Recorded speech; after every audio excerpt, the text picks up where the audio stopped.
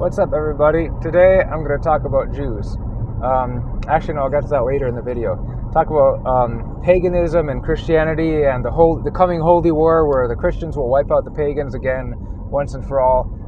In recent times, there has been a resurgence of people trying to bring back these European folk traditions, which are colloquially but kind of inaccurately referred to as paganism, right? And there's also been a big resurgence of right-wing people, nationalists, conservatives, going back to Christianity. And so those are two important driving forces in the world today. And so you might wonder, are we going to get along in the future? Is there going to be some big holy war? I don't think there really needs to be. And the thing is, Christians can pretty easily tolerate pagans nowadays. We get along with them. We don't mind having them as our neighbors. And the reason is mainly because pagans have cucked and completely adopted a Christian moral code, right?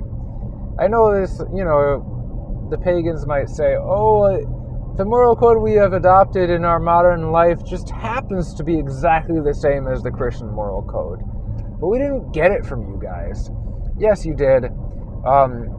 You may want to write things in runes and do the whole beating on your chest and crying out prayers to Wotan and sacrificing a boar and overdosing on the vitamin A from its raw liver and stuff like that, right? But you still want to not steal, not kill, not covet your neighbor's wives, and all those things were just ripped straight out of Christianity.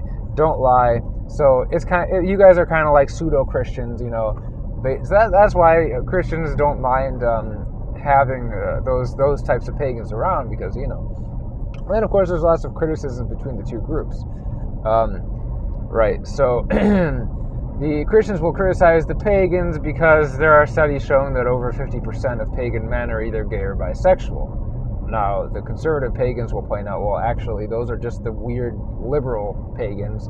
Like that, they'll say, well, that's not a fair criticism. Okay, so it's also not a fair criticism when paganism say, I don't want to be Christian because Christianity has fallen and it's all gay and corrupt and Catholic priests molest kids, and we could say the exact same thing. Well, those are just the gay liberal Christians, not the cool Christians like us, right? So in any kind of movement, there's going to be this whole section of the movement that's just corrupted by modern society. So it's us on the fringe that are trying to hold to the true sort of core tenets of the movement. So that's why of the conservative pagans, you're not going to find that 55% of the men are gay and bisexual, while that may be true for the overall pagan LARPer movement in the world at large, or in America and Europe at large. Same with Christians. You may find that numbers-wise, the majority of Christians in the world support Zog and the gay marriage and all that. But of conservative and nationalist and high IQ Christians, you'll find that they stick to traditional views much more. So there is a common recently there was a video that was a debate between two dudes. Basically, we had the Platonic perennialist philosopher Aarvoll debating the Reddit agnostic Adam Greenberg, and they were debating nothing versus Christianity, and that's what I didn't get. One of the biggest criticism of that debate was that Adam Greenberg wasn't really arguing for anything. He just wanted to beat down Christianity. That's all. So Eric was defending Christianity, and Adam Greenberg was just like nothing. I couldn't figure out what he was trying to promote agnosticism. What is that? Oh, I don't know. Okay. And, he had kind of the argument where you should be able to arrive on a moral code independently of any religion or whatever. Doesn't matter. Everyone's just adopted to Christianity as moral code. That's it, So, anyways, like I mentioned, Adam's main thing was just, he was just in the debate to criticize Christianity, basically. And what was his main argument against Christianity? Well, it sounded something like this. Jew.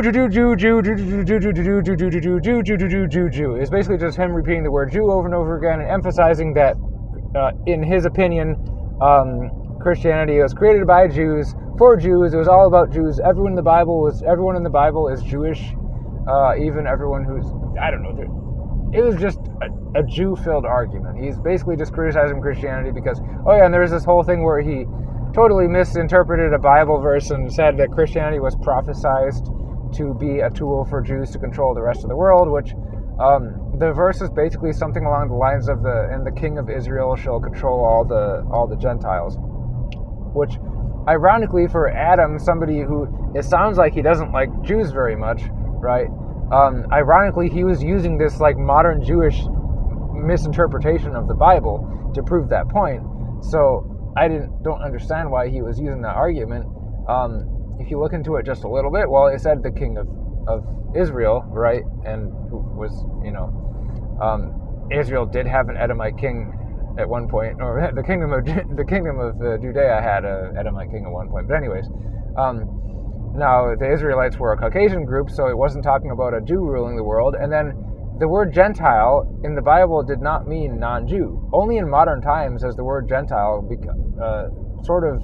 been used to refer to, for example, Jew versus Gentile, the Jews and the Gentiles, Gentile meaning non-Jew. But there was no word for non-Jew in the Bible originally.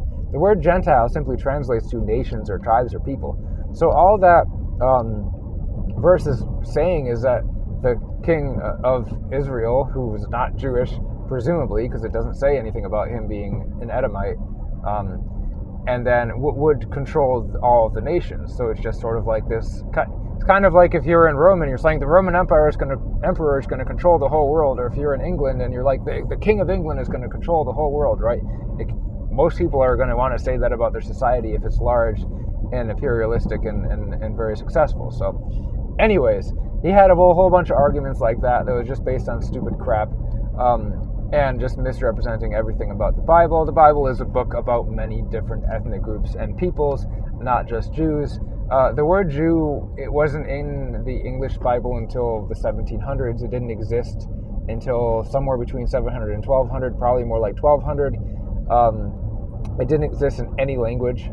There was no word Jew during the time of Jesus. What word in the Bible did the word Jew replace? It replaced the words either Judean or Judahite. And Judean was not an ethnic term, it was geopolitical or civic nationalist term. So if you are a Judean, it meant that you were a citizen of the Kingdom of Judah. Much like if you're an American, it's implied that you're a citizen of the United States of America. It's not an ethnic. Maybe a long time ago it was an ethnic thing, but now it's not. It may so happen that most Americans are European genetically, right? But they're not American genetically. They're Americans in a civic nationalist sense or in a geopolitical sense.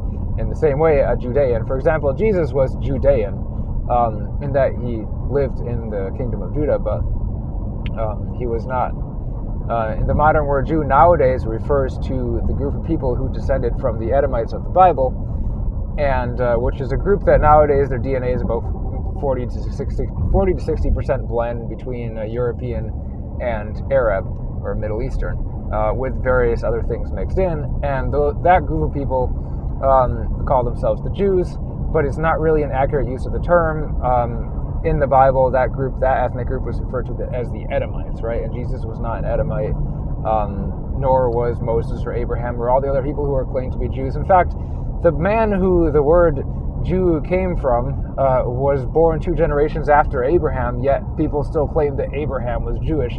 It doesn't make any sense. They say that Noah was Jewish. They say a whole bunch of weird stuff. They say that the Jews were enslaved in